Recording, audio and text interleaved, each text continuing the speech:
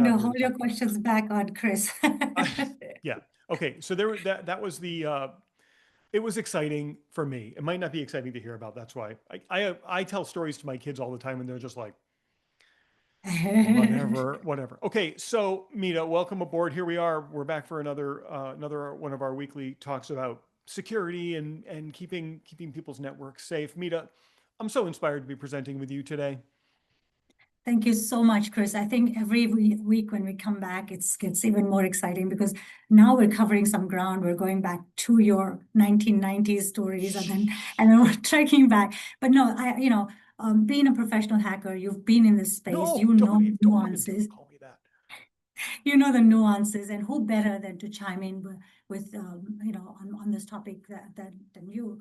And I feel quite inspired every time I hear a story from you, and I'd like to bring it to all of people who are here today, just to see what else we can learn from you, and what we know from this side of the shop, right, as managed service providers, what we can help you with, and just good to be educated about what we're doing here, right? So good to Well, kick this off with you. Thank what you, do you say we Chris. get into it? I don't do as much hacking as I used to anymore.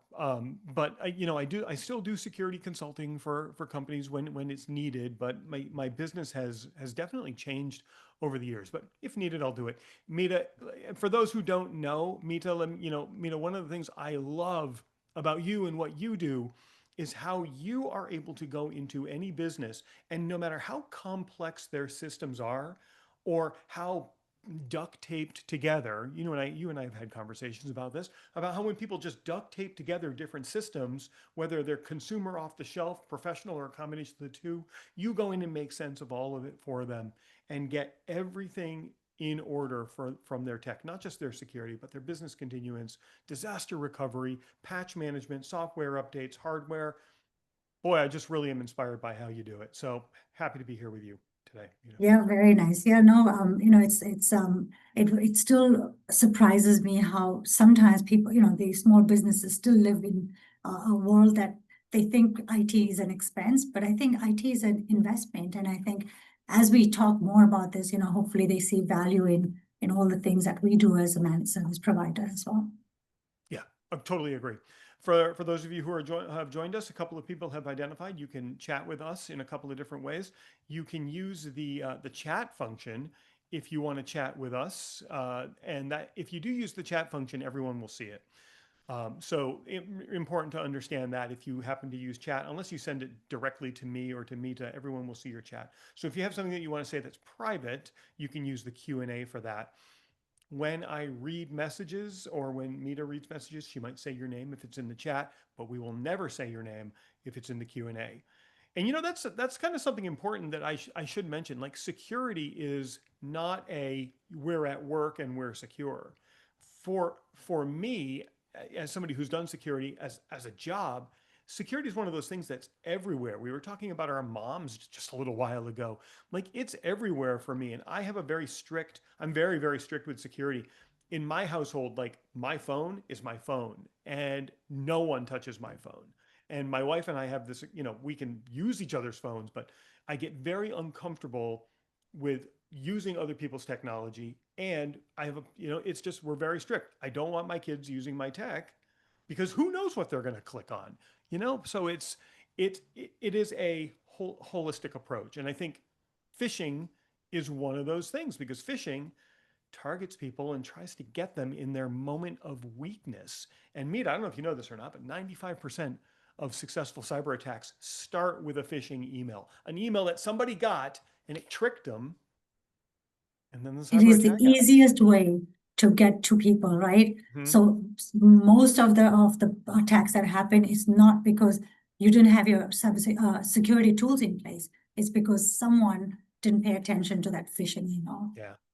So let's first define what email phishing is, because I want everybody to understand it. And in the hacker community, things always get weird spelling names.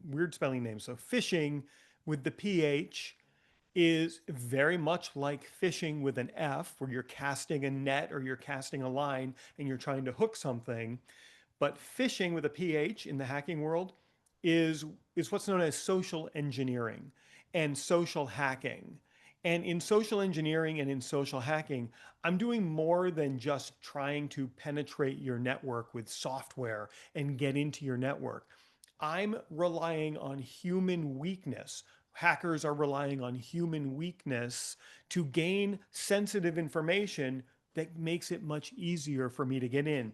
Bank account details, usernames and passwords. I can social engineer people to send me money.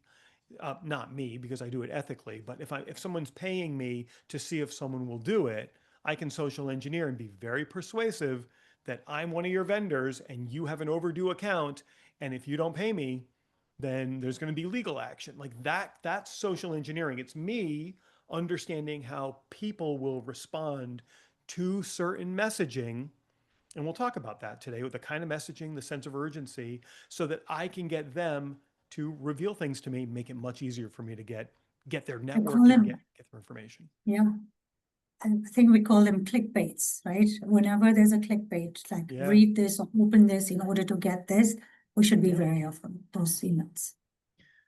And so this does include things like emails, texts, fake login pages is a real big one right now because people using AI can spin up a web page to look identical to a fake login page. I talked about this one last week. You can go and buy an off-the-shelf router and hack into the core of that off-the-shelf router and put a little web server on it. Then you can take that router with a portable power supply, put it all into a backpack, and go sit in a Starbucks. And you can just create the name of that network on that Wi-Fi router. You can make it Starbucks high speed free Wi-Fi. Make it super attractive, not just Starbucks Wi-Fi. Oh, I want the high speed Wi-Fi. And when someone attaches to it, the web server fires and a Google authentication page shows up saying, log in with your Google account to get access. So they'll put in their Google username and their password. They'll submit it. It gets stored in my little hacked router in my backpack, and I can sit there all day long collecting people's Gmail accounts. And now that I have their Gmail Absolutely. accounts, I can try to log into banks. I can try to log into Facebook. I can try to log into everywhere because I know their password and I know their email address, which they probably use. How many of you are like this? You use the same password everywhere. I was just talking to a friend of mine this morning. I said, it's not hard with so much information floating about us, right? And floating on the net. It's not hard to put two and two together. And they only need maybe out of 5 credentials. If you can provide 3, they'll let you pass, right? So it's so important that we be the champions of our identity and Yeah. make sure that we're not just putting it out anywhere without knowing where we're putting it out. In last week's conversation, we talked about how AI is making hacking and compromise even faster because the tools they can self replicate, they can adjust themselves in real time. But now with phishing, one of the things that was easy like 5 years ago was you could tell by reading an email that this wasn't written by a professional. You could look for language patterns because it's always someone in a foreign country that's that's writing to you and their command of English just wasn't there. But now with AI, they're having Chat GPT write these things and the language patterns aren't there. Yeah, Yeah. All right. the ground is set for everybody. It's the same level ground, and everybody gets to see the same kind of professional messages that AI puts out for us. Yeah. Right. So let's talk about some very common phishing attacks and that happen on small businesses. Credential harvesting is a real big one. And I just talked about that. It's getting your username and password for things like Office 365 or your bank or your CRM, anything that's web based. Then there's business email compromise. This is huge, where I can create emails that go out to your staff that look like I'm you or your CEO, and I can impersonate you, or even easier is if I can impersonate one of your vendors. Like imagine that you had a vendor that had the name Revco. I'm just making that up, like revco.com. I could go out and register the domain revco.co, and I could get the name of the person who does the billing in revco.com, and I can create that account on revco.co and start emailing your people saying, "Hey, you didn't pay your latest invoice for $1,400. Here's an online place where you can go pay it right now." And I can just Yeah, all day yeah, long. Now, Mita, one more point, and I'm sorry for interrupting you, but imagine if I was really social engineering. Imagine if I sat in the coffee shop across from your office watching for the Revco van to show up, and the Revco van shows up, is there for 2 hours, then they leave, and now I fire off that email. Boy, my likelihood of absolutely. getting money from you is strong. Go ahead. Sorry for interrupting you. Yeah, no, 2 days ago, Chris, what happened was one of our clients, she sent us an email, and the subject of the email was Matt and Sebastian. That's phishing itself, right? Yeah. And then she said, "Can you look into this? This one looks like it's a spam email." And so my tech went into it and started looking. It was a legit email address. The domain was legit. But when you go and register for the, so they were asking you to register for a conference. When you click on that link to go and register for the conference, that was not correct. That was not legit. So luckily we went through the entire email and cross-verified everything that they were asking us to click on. But see how that turns out. The subject sounds scary. I mean, not legit in itself. And then on top of it, everything else looked fine. So you would go ahead and register, and that wasn't the page you were supposed to be in. So for So everybody here, what happened in that case was someone, a hacker, didn't compromise the company. They compromised the vendor's email system. So now I okay, don't have to register the .co. If I can compromise, let's say revco.com, let's say I can compromise their email system. Now I get into their CRM. I've got their whole client list.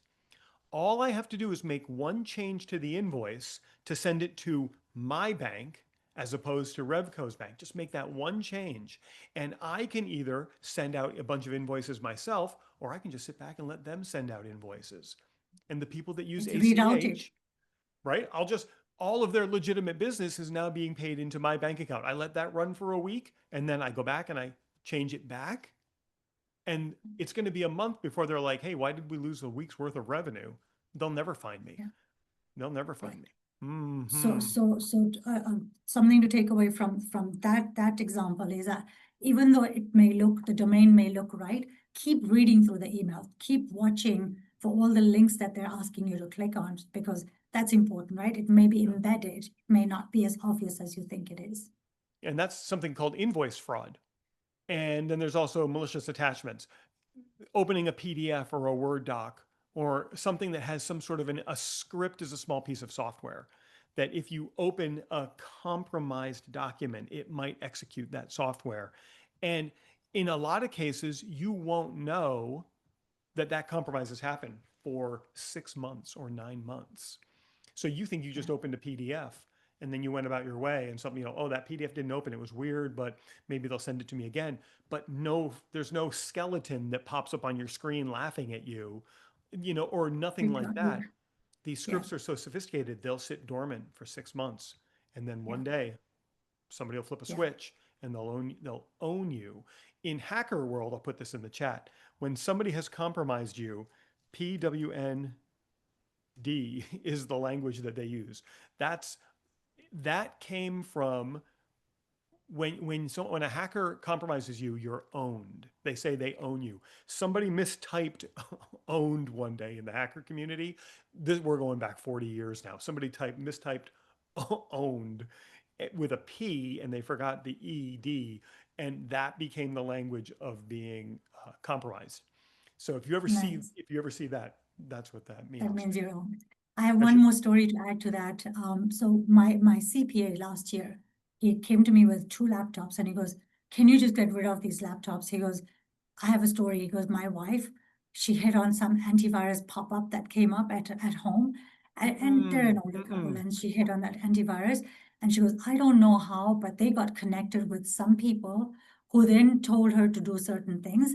But after a month, that whole information made it to his bank account, and the bank called him and said, whatever you've done, go retrace, take that offline, because someone's got all your credentials." And that was through antivirus clicking and then connecting with people. So That's that's wild. a Boy, yeah, that's wild. Lucky that they had you. I have a story about my CPA that I'll share with you in a little while, but I want to get back to this. Okay, so let's talk about common phishing types for small businesses. So this is an example of a phishing email. And what we do is, I just grabbed a bunch of these examples from online. What we do is we look for indicators that this might be a phishing email. So the key indicator that you would look for in this one is, this one came from LastPass security notice, but you notice that the email address is not lastpass.com, but the hacker created a domain, secdom.co. They just registered that domain, and then they made a subdomain called lastpass.secdom.co. I just made that up, but by doing this, I could do this on my domain. Anybody who owns a domain can create a subdomain very easily and attach email to it. So the casual observer would glance at this and say, "Oh, right after the @ symbol is LastPass. This has got to be legit." But it's a subdomain of a hacker's domain. So that's the key indicator here, and that's something that I want you guys to look out for. Stuff like that. The other things to look out for is this secure website.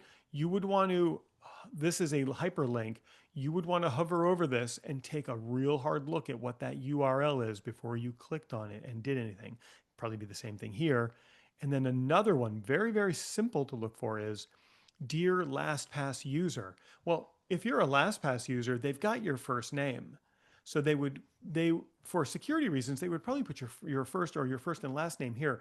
This is a subtle indicator that this is hacked. Now, some other things in here, Mita. If you read this, we wanted to alert you that recently, well, why is that word recently in there? Why are there the commas in there? That's an unneeded word, but it's trying to tell you that there's something urgent going on. Our team discovered and immediately blocked suspicious activity on our network. Some users' vault data was taken, including email addresses and passwords. That all seems fine. To be sure that your information was not compromised, we've built this secure website. They had to build a secure website. That's suspicious in and of itself, where you can enter your LastPass login information and we can tell you if your account was one that was compromised. Hold on a second. I got to go log in somewhere for you to tell me? No. That's suspicious. We apologize for the inconvenience, but we ultimately believe this will better protect LastPass users. Thank you for your understanding and for using LastPass. So you've got to read these things and say, well, why would they have to build this? And why would I have to log in for them to tell me? That's all very suspicious in this. So multiple takeaways, right? So Multiple multiple red touch flags. points. Right. They're making you click on multiple touch points, right? You could have, either clicked there or, picked up on the recent words. So there's so many things to look out for: the language, the clickbaits, all of that. Yep. Good Here's another example. one. This one's impersonating Monday.com. You can see right away. It came from shareddocument.com. So it didn't come from Monday.com. So that's a red flag right there. You're invited to join a board. Board is capitalized. Not sure it should be. And then it says nothing, lowercase a, added your team, everyone at. Like, this whole line here is suspicious. To the one, immediate items to address board. See the board now. Board here is lowercase. So there's a continuity error there. That would be suspicious to me. And then here's the sense of urgency. Everyone else has already joined with an exclamation point. So they're trying to get you to move by telling you that everyone else has already joined. So this lot of suspicious stuff in here that you have to look at. This one's a big one. This one's a big one. Even I've seen this one on mine. This one's a real big one. Now, this was sent to an admin because they want to get admin privileges. So they use the word phish, high severity alert. Probably not. Probably high security alert, but not high severity alert. And then they use phish to make you, to terrify you if you're the admin for this. And Mita, you know this as well as I do. A lot of people are admins to their Office 365 that aren't, they're not highly technical people. They're just the ones who pay the bills and set up the users. So what Absolutely. they're trying to do here is they're trying to scare them. So a high severity alert has been triggered. Fish delivered due to tenant or user override. What? What? Severity high, activity protection, one message, and then we don't really know what's going on here. Once you click the view alert details on something like this, it's going to present you with a fake Office 365 page asking you to log in, and they're going to get your admin credentials at that point. And so, that's kind of terrifying, but right away, right up here, email-records.com is not a Microsoft domain. And if let's say they did Microsoft but misspelled, if they did that, you can very easily contact Microsoft and say, is this one of your domains? And if Facebook does that, you can go to a page on Facebook, and Facebook will tell you all of the domains that they use. So And just to clarify for those that may not know what domain is, the domain would come after the at sign. So it would be, thank you, so say Mita. if it's my address, it would be at Team Logic IT, right? So that Team Logic is the domain. So what you want to do is always copy that domain if you're not sure of it, paste it in another browser and Yep. see if it's a legit email, a legit domain, and you'll be able to see if it's flagged Yeah, that's once a you really good point. What she's saying is take everything after the at symbol and put it into a web browser and see if it comes up as a real website and see what's there. A very good tip, Mita. Let's talk about some data, the financial impact of things like this. Small businesses lose over $100,000 per successful phishing attack on average. Recovery time, get ready for this. 23% of businesses never fully recover. I've seen this happen firsthand. And one in four It's a small lot of businesses will, money that they're scanning. yeah, one in four So businesses will be targeted this year. That'll go up because it's so much easier to do now. So then there's the operational damage. Data breaches. Think about if your customer information got out. Imagine if they got into your CRM. That's why we got to be super vigilant with this stuff. How are you going to explain to your employees that all of their information now got out because Nancy clicked on a link on an email? I don't know if you actually have a Nancy working for you. Your reputation damage. This stuff gets out. So what the hackers will do is they'll get all your customer information and then they'll hold you hostage. They're like, "Hey, I'm going to release this unless you pay me 100 grand." So loss of customer trust. If you don't pay, your business relationships go away. You could face regulatory compliance, especially if you're holding on to sensitive data, HIPAA information or GLB, Gremlich-Bliley information. You're hanging on to that. There's legal complications. That's why 23% of businesses go out of business after something exactly. like this. Mita, we And we were talked. talking about this last week, Chris, right? That when they hold you ransom, there is so much information that they hold on to, and companies don't want that leaked. They don't want other people to know that they were Mhm. they were hacked and their information is compromised. So some of this is not even reported. Many companies are not even reporting it. So what data we have is just that which has been reported. So imagine those companies that are not reporting, and I'm sure there's so many more. So that statistic is, I think, up more than what we're seeing right now. I don't want to be an alarmist, but I will share with you an incident that I was involved in. Someone fished, they got access to a CRM, they got all of the client data, very sensitive stuff, and they contacted the business owner and they said, "We have your stuff. Here's a sample of it to prove that we have it. We want $75,000 and we won't release it on the internet." So they paid the 75 grand. They got an email a week later saying, "We're another hacker group. We hacked the first hacker group and we took it. And now we have it." It wasn't another hacker group. It was the same hacker group using different names because now they know that you'll pay. So they know you'll pay. They're going to come at you. And then another one, we'll talk about this when we talk about scams, but it's a recovery phishing where you get phished and you're threatened. Someone else apparently comes along and says, "Hey, we're going to take care of this for you, pay us." But it's just the same person. And they're just hitting you from multiple angles because they realize that you'll pay. Mm, hmm I don't know, Mita, do I get a little too excited about this? It's This is you. kind of wild. So, some case study examples: businesses compromised through fake invoice, so fake vendor invoice. I talked about this.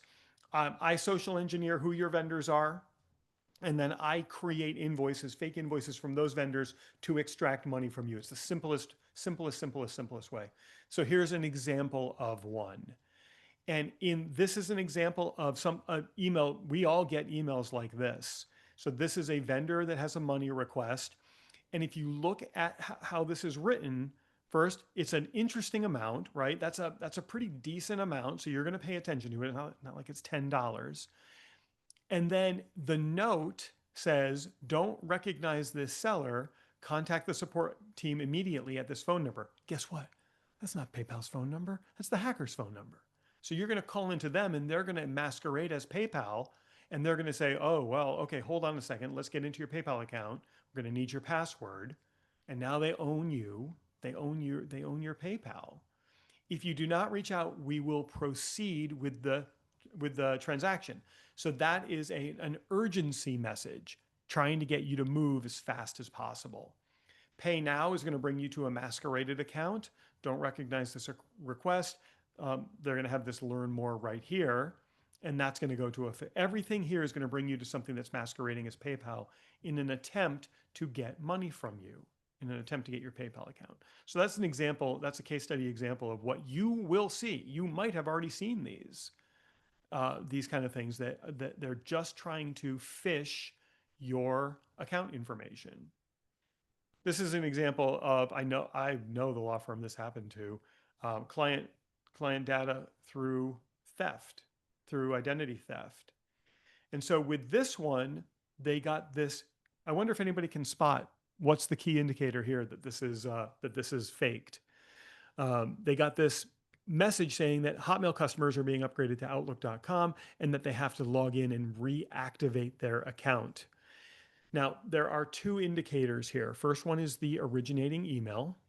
It comes from outlook-support.dk. So as Mita told you earlier, you could just copy that and put it into a web browser and see what comes up. Probably nothing.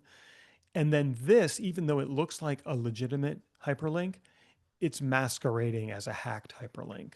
Behind it, I can't do it because this is just an image, but if you were to hover over this in your email, the real link would show up.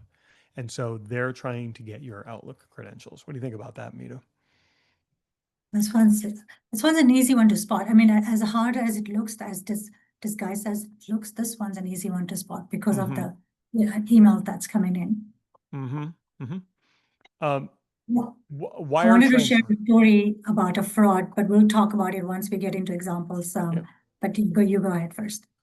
So check out this one. This is like legit. This was a real email that went out. I didn't handle this case, but I have access to this. So can you do me a favor? There's a pending invoice from one of our vendors. I'm on holiday and I need you to take care of this. So this is a fake email from the CEO of the company to someone who can transfer money. And some of the indicators are here are they contacted me and I told them to send through the email to you, as well. Check spam filter in case it's accidentally blocked.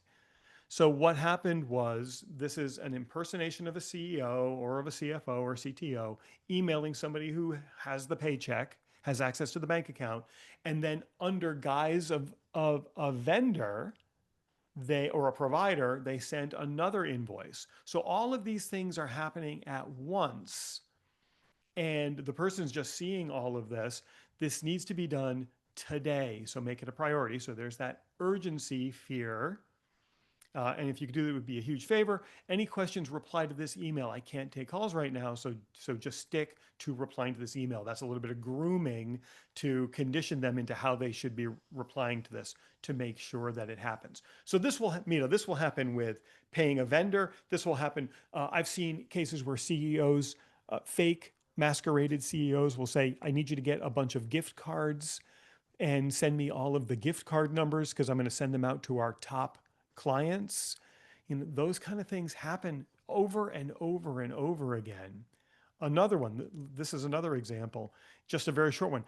"I need you to send out an urgent bank wire this morning ahead of off time today. How soon can this be done so I can furnish you with the beneficiary information? You got to read into these things real careful. And this is a case of don't trust anything, double check everything. I'll tell you a story and then you can tell yours. My accountant was taking care of some important business stuff for me last week, and I had to do a DocuSign. And the email that he sent over to me asking me to log in and do the DocuSign, look, everything looked legit until you know what? I'm going to show it to you. I'll show it to you. Mita, you tell the story. I'm going to bring it up and show you. So this morning I was in a networking event and I was talking about how I'm going to be doing my presentation. And this one lady, she called me right away. She goes, I was so excited to hear that you're going to be doing a presentation on this one because she goes, this happened to me last week. She goes, believe it or not, she works for a company that gives out loans and they collect information. And, she knows all the things that happen in the company. She's aware of it. So one day she got an email saying, you've applied for unemployment, click here. And she sent it to her company saying this is phishing. 2 weeks later, again, she got an email saying you applied for unemployment. Here's your credentials. You have to log in here.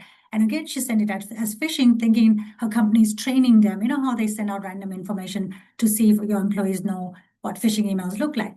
Turns out she was actually hacked and someone had already stolen all her information and applied for unemployment on her behalf using her name. Can you imagine loan officer who's ever so careful about all the information? They had to go through this. So none of us are spared, right? We have to be extra vigilant. And I was going to say one other thing, Chris. You know how we have HTTP in the early days? We used to have HTTP, backslash, two backslashes, and then you can put the address.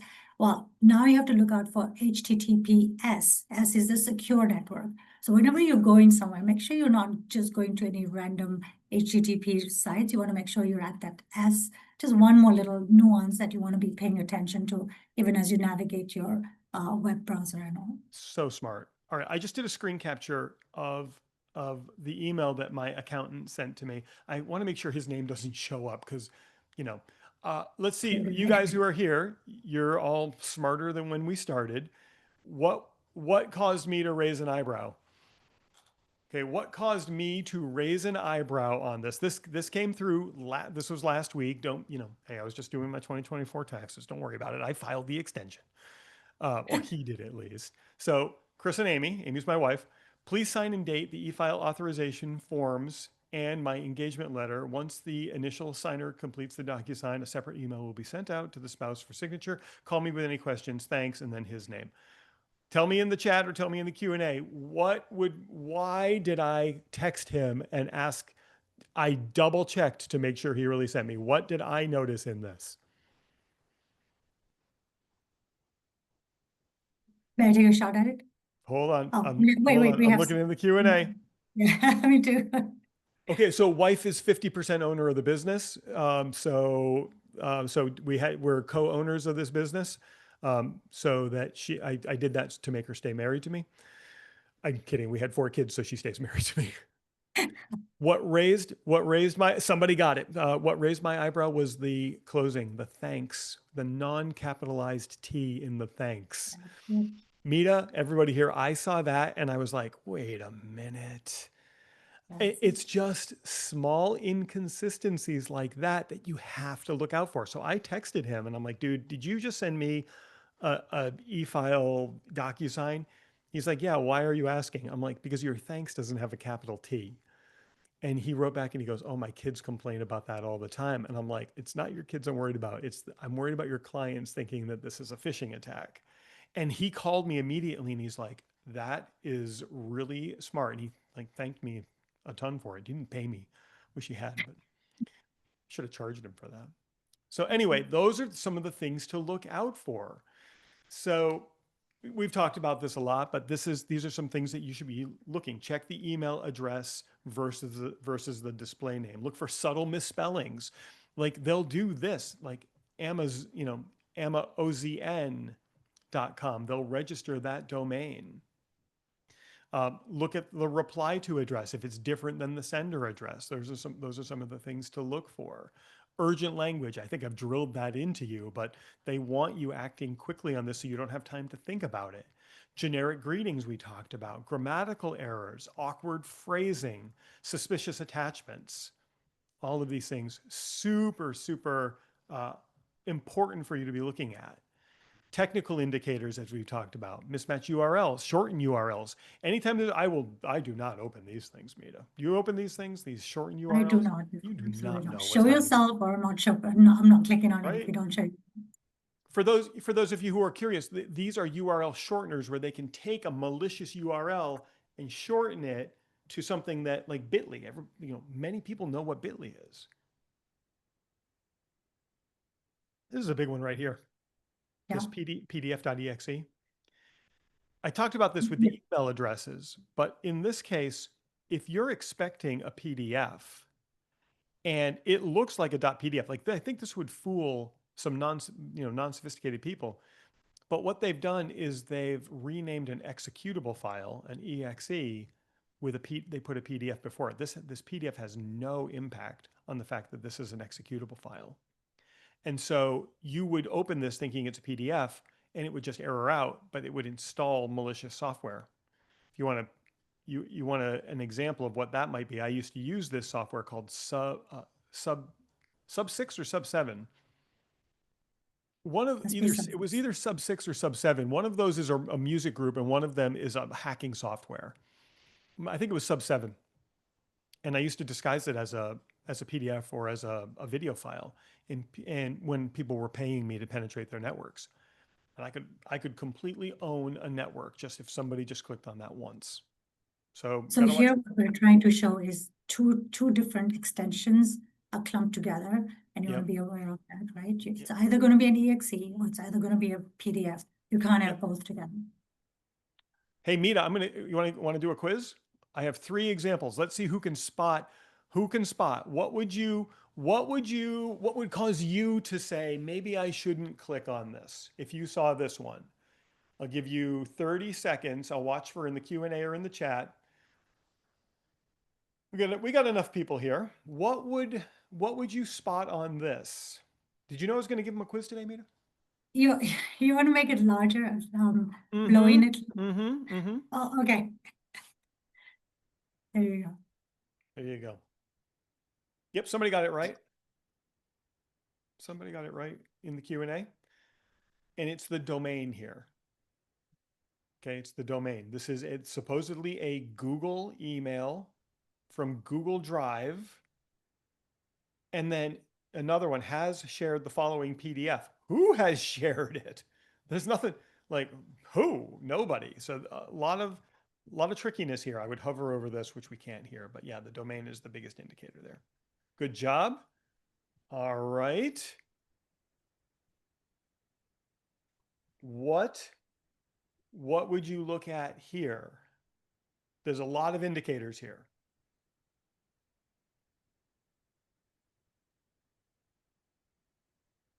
I'll tell you, we know it's the domain. We have a lot of people. We have a lot of people sitting in on the workshop today. I'm sure someone's going to get it today. So we know the domain, like PayPal-accounts.com. That's pretty obvious. Good. Yep. Dear PayPal customer, look at that. Somebody said customer is not capped. Even if they were doing PayPal customer, they would probably capitalize the customer. That's a great pickup on that one. It's a great one. Yeah, Yeah. they picked that one. Yeah, very nice. So another one here is odd language. We are sorry to inform you. They're not sorry. Like why? No one's going to tell you they're sorry. That you no longer have access to PayPal's with a backwards apostrophe here. That I don't know. I would spot that. Advantages. You no longer have access to the advantages like purchasing. That comma is not needed there, so that's a grammatical thing. And sending and receiving money. Purchasing, comma, and sending. So too many ands. So this whole paragraph here is a wreck. So we believe that's such a good example, Chris, right? Because we're learning to read through the emails. So often we're so busy, we're just scamming through the emails, right? So, maybe this example will help us to just spend a minute or two before we start, clicking or going about our business, because these things sitting in your mailbox is a problem, right? Even if you're not clicking, they've got your email address. They'll find you another way. If you didn't click on that bait today, tomorrow they'll just send you something else to click on. This whole thing is a wreck. It should say your name, that non-capitalized there. Look at this, a comma and then a capital U. So that's kind of a wreck. You have 24 hours to solve because you're a detective, right? You've got to go find your magnifying glass and you have to solve this problem. They're not sorry. PayPal's advantages, purchasing, comma, and sending. We're missing a comma there, maybe. We believe that your account is in danger. So they don't know if it's dangerous or not. So the other one is the 24 hours. So this thing is a complete wreck. Kind of a cool one. Good job, everybody, coming together on that one. Maybe if we all team up, we can solve phishing. Mita, I don't know, maybe. All right, I gotta get back here. I have to, hold on, I have to clear all my pencil marks. I don't know how to do that. They usually disappear on their own. I don't know. I don't know how to clear all my pencil marks. I just got to do Command Z until they all go away one by one. Okay. All right, friends. What do you notice in this one? This is the last one. Don't worry. It's not like a final exam. I'm not going to put you through any more of these. I just wanted to give you 3 examples to help you. What do you notice here? Yep. Okay. We have a winner. Yep. There's a couple here. So Yeah. the domain here. Yeah. And then this actually has the example that I talked about earlier, which is Hover over. when you hover over what looks like a legitimate domain. Yep, the Amazon spelling, good job on that one.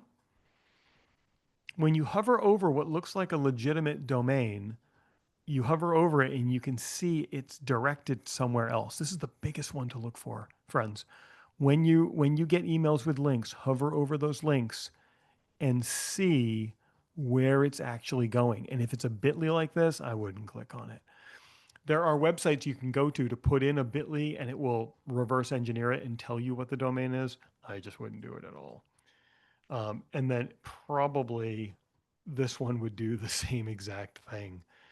Let's read this one. Due to the increasing number of digital criminal acts that occurred under our name, we want to warn you of these practices. So they're warning you of practices and that you make a report using the following link so that we can contact you directly. Well, they did contact you directly. So there's just a lot of suspicious stuff going on there. Great job, everybody. Everyone did really well here. Yep. Very nice. So I think, let's just drive these points home. Think before you click, verify. We taught you some ways to verify, use direct navigation, type the websites in instead of clicking on them. From a business level, this is Mita. This is where your stuff, email filtering, training. And we take pride in what kind of support and security we provide our customers, right? We make sure that we have this email protection around all emails, as well as the security around their domain. Want to make sure their firewall and their VPN and all that is secured before we leave the premise, right? That's the first thing we do when we onboard a client. And if they see a phishing email that comes through, they let us know. We mark that as a domain not to block. So we block that domain and then we mark those people. We actually take very, very seriously every email that comes to us and to our clients, and especially when it's reported to us, we'll go ahead and investigate. So we'll spend a little bit more time instead of just saying, "Hey, don't worry, you're secure," right? So there's as a managed service provider, this falls in our domain, and we make sure that we're taking care of all the needs of our customer, from the minute emails to the big server details. Yeah. mean, somebody has direct messaged me. They're looking for a calendar link if they'd like to talk. So if you want to just pop that into the chat. Absolutely. Yeah, I'll go ahead I and think do that that. guys, the biggest thing here is actually all of these things because it's a multiple phased approach. You want to be filtering, but if if I were trying to compromise the network, I'm starting with the humans because I can get past humans pretty easily, especially humans that haven't been trained. And so the training, the awareness for your staff, having someone come in and or you showing them examples like this is super super important. I tell the story of a manufacturing company up in New Hampshire that brought me in after they were attacked. And somebody clicked on one link in one email. They clicked one link and it locked down their entire network. Manufacturing company that used CAD drawings to produce their stuff. They were weeks before they could get their CAD stuff back because it just one click in one email locked everything down. So then, I mean, if you're finding that calendar link, you can just pop that into the Yeah, chat. Who the it's right person here. they sent it privately, so I don't want to say names. Yeah. Um, you know, security tools. There are budget friendly options for this. It's important to do an analysis of how important it is that you stay in business. And so when I've worked with companies, I've done simulations where I would send phishing emails. I would send fake phishing emails to see if I could get people to click. The one that I did that was the most successful, it was so silly. I impersonated the CEO of a company, a very, very big company that you would know the name of. And I sent an email to all. And in the email, there was a dancing kangaroo um, graphic. And I said, click the kangaroo to watch him dance. And when they clicked it, it went to a web page with the dancing kangaroo. But I had a payload on that link that captured all of their information. I got their email addresses and their passwords for their email server. And they hired me to do this. I put it all into a spreadsheet. I handed it over to my contact and I said, here are the email addresses and passwords of 40% of your staff who clicked on the dancing You kangaroo. know, Chris, one of the things that we do along with offering our managed services is we help to train the employees. So we'll go in, we'll bring pizza at lunchtime and we'll have a presentation and we'll walk through these slides and we'll walk through certain, loopholes that they're probably not seeing. And, some of it we went over today. But Yep. this is exactly what we do. If you become, if you choose to work with us, that's exactly what we do. We handhold, we feel the responsibility and we'll take it. We do not take that lightly. I want to be super clear. The intent of our conversation today is to educate and help people. And I know that if people get on your calendar, they're not getting on a sales call. Oh, yeah, They're yeah, getting on a yeah. call that will help them. Right. It's just nice to talk to someone who knows a little bit more, has the tools or the expertise Yeah. to either guide you or just give you, a roadmap saying here, if you just follow these things, you'll be in a better place. So it's good to talk to someone. It's not always about selling or buying, right? Yeah. And Mita, I see that you put your calendar, but you only sent it to me. So I'm going to take Did care of that. You only sent it to me in the chat. I'll pop it in. That's a legitimate Calendly address. You can rest assured we're not going to try to capture you. Although we're not being paid to do that. So not just for the person that asked for it privately, but if anybody wants to hop on a call with Mita and talk about just brainstorm about what you've got going on, not just for security, but business continuance and your tech and all of that. That's why she has that calendar because I know Mita, I know you love to meet with people and talk about this stuff. Not a sales I call in disguise, Mita. We know that. No, this absolutely not, right? This Yeah. is, I feel like, the more people that are educated, because I saw this, going back to my mom, I was like, I wish people would, have some place where they could learn. And we honestly go to senior centers and teach them much of this because everybody has a cell phone now and everybody wants to click on something. So we actually go to senior citizen homes and be like, okay, can we just sit with them and, high level, very high level, Yeah. we'll educate. So it's just my way of giving back to society, just That's educate super people. nice of you. Super nice of you. I go to senior centers and I teach them how to dance the salsa. No, I know. Whatever we have in our kitty, we bring it to them, right? Yeah, whatever our capabilities are. One of the things that you can, if you decide to meet with Mita, or I have you leave with, is just create a culture of security. It's I talked about this earlier about how security is an everywhere thing, because I say this all the time. The hackers have all the time in the world to compromise you. The hackers don't have a deadline to compromise you. When I was paid to do it by large companies, I would I would just do little bits every day. I wouldn't There was never like this flood of me trying to compromise. I just do tiny little bits every day, and because I had all the time in the world to do it. So just encouraging employees that they shouldn't be fearful to bring something to your attention, and make sure that you're keeping your software patched and updated, and establish protocols with your vendors, like I did with my accountant, where I verified that he was looking for information. Yeah, no, uh, to add to a little bit to that is that, make sure that patching and, maintenance is happening. Even if you're doing it on your own, just make it a thing to look back at, maybe once a month, or once every couple of weeks. You want to make sure you have the latest patch, because that's the easiest way for hackers to get into your system. And you want to always encourage your employees to be open and truthful, and keep it a light environment, because things like this happen.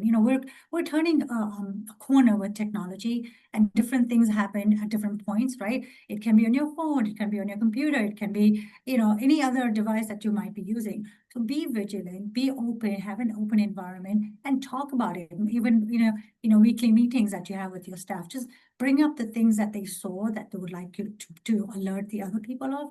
It's a good environment to foster. We talked about this last week about how the AI is so prevalent right now in the hacking community because it makes things so easy and so fast. But also, there are protective mechanisms that are using AI to protect against the AI attacks. And the same will be true with phishing. One of the stats that we gave out last week said that I think this year alone, 43% of phishing attacks are now AI generated. So somebody who's trying to attack you doesn't even have to be present doing it. They can just set the software to go, and the software is going to learn about your people, and it's going to learn about your vendors. It's just going to go out there and figure everything out and try to find the easiest trajectory into your network. Scary. It is super scary. So here are some takeaways for you. Phishing is the number one threat to your business. It's not. It is the number one. There's no way around it, because it I uses the. often say, Yeah, go ahead. I'm sorry, go ahead. No, please, please. No, I often say, you can have the best security all around your house, right?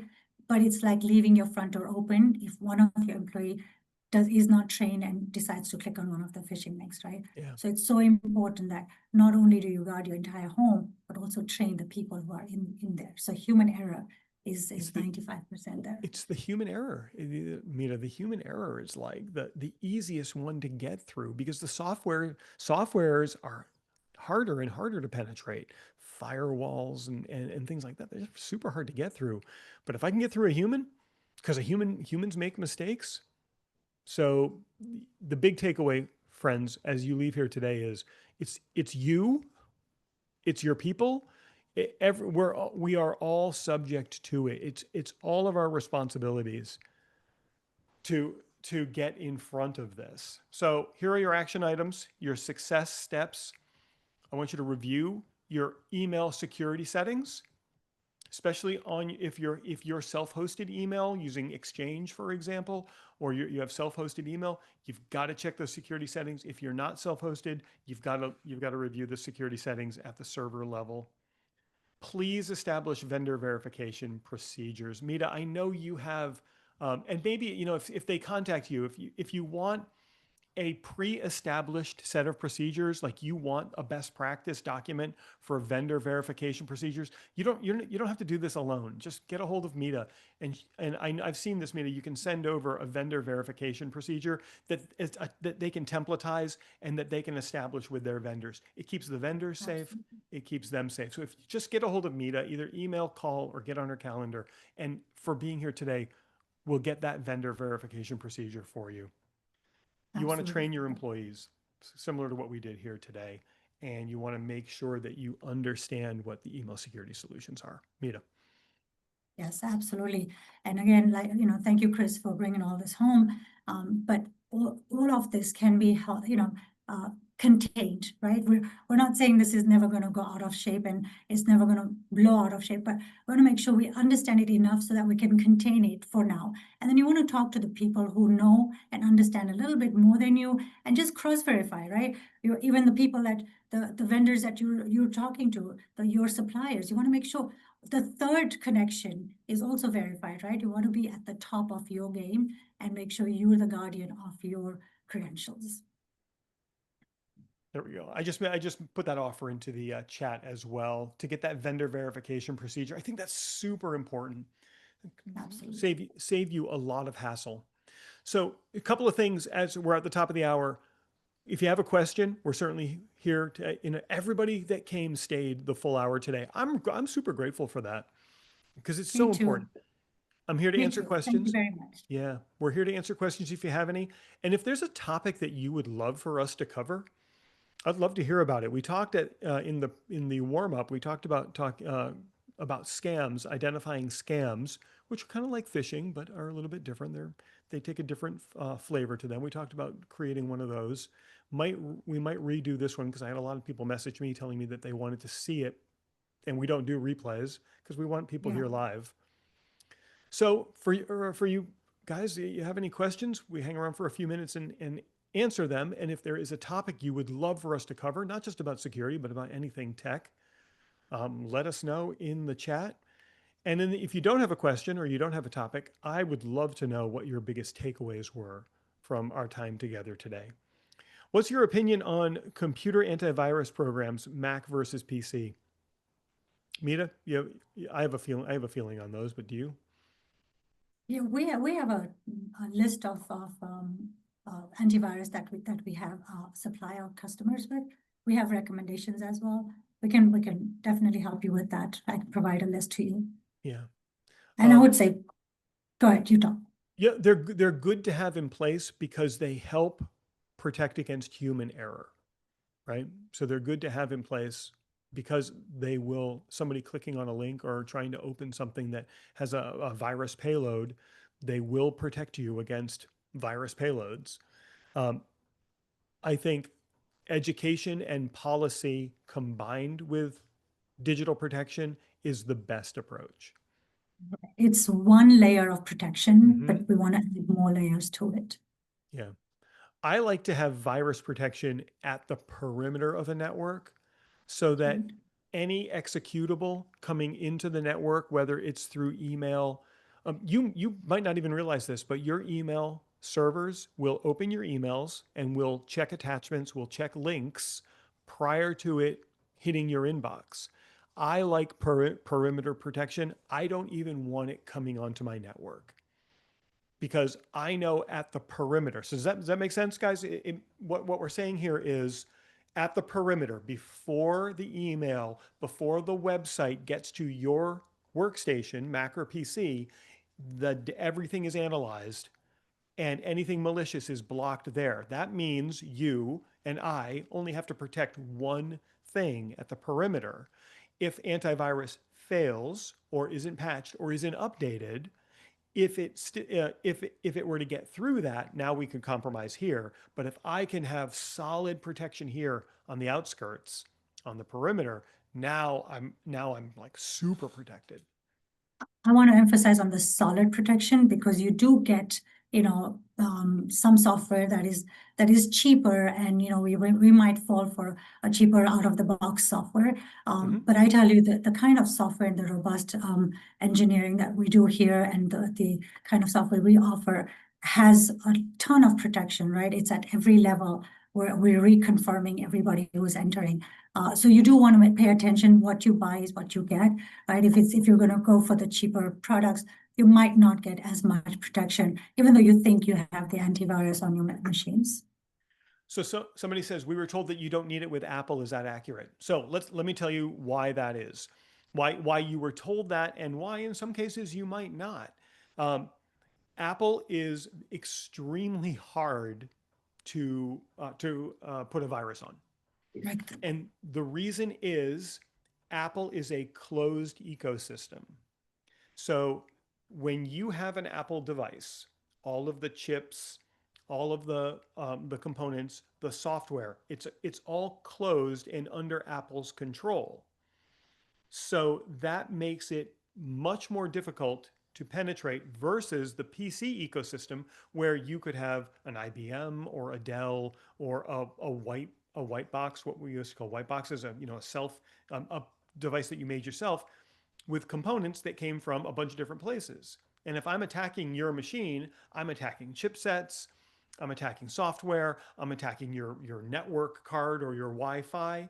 So all of those things on the PC are outside of a closed ecosystem. And where cost is always a factor, a lot of times outside of that closed ecosystem, the chipsets are inexpensive or they don't have security built into them. But the reason we pay a premium for Apple products is because they come inside of a closed ecosystem. And so we pay the premium to have that higher level of security. So Apple has security baked into it. So then the question becomes, do I need antivirus with Apple? Well, from the hacker community, Apple used to be a very small target. So the hackers never went to create viruses for Apple products because the PC market is so vast, much bigger target, much easier to penetrate. But where Apple is getting bigger and bigger and bigger, I will say it's just a matter of time before someone figures it out. So should you, as someone who's so focused on security, I can't say no. I say that when that time comes, the penetration will happen before you're aware of it. Right. So long story short, yes, we always should put it. Sorry. Right. Sorry It for the doesn't. long story. No. I think it's an amazing story, and thank Yeah. you for breaking it down for us. Yeah. But I just feel that yes, we should have just that extra bit of caution, protection. It never hurts, right? One more layer never hurts us. One more layer never hurts. Yeah. So yeah, I'm really glad you asked that question. Very nice. Yeah. Any more Great questions? participation today, Yeah. right? Great We had a questions great today. participation today. I'm wondering what was your biggest takeaway? I want to hear from you. What was your biggest takeaway from our time together today? And then Mita, You can put it in chat. You can put it in Q&A. I do tell long stories, don't I? Because we're beyond the top of the hour. It's You gotta been a reel me good in sometimes. conversation. Yeah. And don't forget to also type in, other topics that you'd like us to cover. We've been doing this for good 4 weeks now, and Yeah. they've been doing great. We've just, talked about cybersecurity, AI and cybersecurity, and then we've come here with phishing information. So there's quite a lot of stuff going on today, this week. Somebody's biggest takeaway was how easy it is to hack the human mind and emotions than the machine. Yeah. As someone true. I used to be paid to break into networks. Some of the ways that I could get past the human would just they would just dazzle you. I got past security once with a faked badge where you had to scan your badge to get into a campus. And I was able to get past that scan I had a fake badge, so I looked like I worked there, had my picture, had everything on it, had where the chip was. I should have had to scan it, but I had a bunch of Dunkin' Donut boxes and I'm fumbling around. Oh no, the clumsy dude. And I'm holding up the badge and, trying to hold it without all the donuts. And I held it up and the guard was like, oh, just walk around it. Cause I was like, oh, and he's like, walk around it. I got past and took a box of donuts, put it right on the desk. And I was like, thanks, dude. And just kept walking. And so the human saw the goofball clumsy guy who couldn't scan the badge, let me go around. And then instead of him saying, hey, he should have said, give me your badge, let me check you, let me scan you. Now he's like, I just got a dozen free donuts. I'm hitting all different parts of his brain where he's not thinking. He's now thinking about eating instead of, and it cost me. And And that empathy factor, right? You're touching someone's heart and they want to Yep. give you empathy and they want to help you. And you're there and you're like, help me, I have so many things in my head. So easy. That was a good example. And then I literally walked in, I put the donuts down somewhere and, wherever. And then I found, it was totally the donut, right? It wasn't empathy. It was the donuts. Somebody said, I put the boxes of donuts down. I found an open conference room that had 3 laptops in it. I closed all 3 laptops, put them in my bag, and I was out the door. And then I went back to my loft outside of Boston, and I spent the next couple of days breaking the passwords on those laptops. And then I brought it back to my contact there, and I'm like, here, there you go. Here's what I got. I always Or made a sure, box of donuts. Mita, I Oh, always made sure that no one was fired. I wanted people to be educated, not unemployed, right? that's So we have to right. fix policy. Somebody says identifying the phishing emails was their biggest, the ideas of identifying the phishing emails was their biggest takeaway. Yeah. Yeah, that's Yeah. good. Yeah. Keep an eye Very out, good keep an eye out example. for these things. Wow. Yeah. Well, Mita, here we are. We're 9 minutes past the top of the hour. Literally everybody who came stayed. I'm so grateful for you guys. I hope you'll come back for more. I really do. I hope you'll all Yeah. come back for more. We'll bring you some more cool topics. Yeah, keep joining us. We're going to try different times. So I think this is the middle of the week. We've tried this. We might try it another Friday and see if we'll have more people wanting to join because it's a Friday. Everyone's in more relaxed mode, and they might want to listen to phishing information more at that time. So we'll try a different time. But this is amazing. Thank you, Chris. I love all the examples that you put out. I love that you're my partner and you helped me with all this information on hacking and phishing and all that security stuff, right? So thank you very much for co-presenting Mita, with me. as Thank always, you to everybody who attended. yeah, Thank always you very much. such a pleasure to hang out with you today. I just put your calendar link in the chat one more time. If you want a couple of entrepreneurs sitting around talking about technology, if that sounds like fun to you, it certainly does to me. Just hop on Mita's calendar. Like I said before, it's not a sales call in disguise. It really is just sitting around talking tech. You already know if you already know if you want to work with her. So Mita, I'll let you close us out for the day. Yes, thank you once again, everyone. I appreciate everybody coming. Come to me. We'll help you. We have an entire team here. We're a nationwide shop, right? So we're a franchise, and we have all the technologies and all the technology at our fingertips. Can absolutely help you bring everything home for you guys. So thank you again.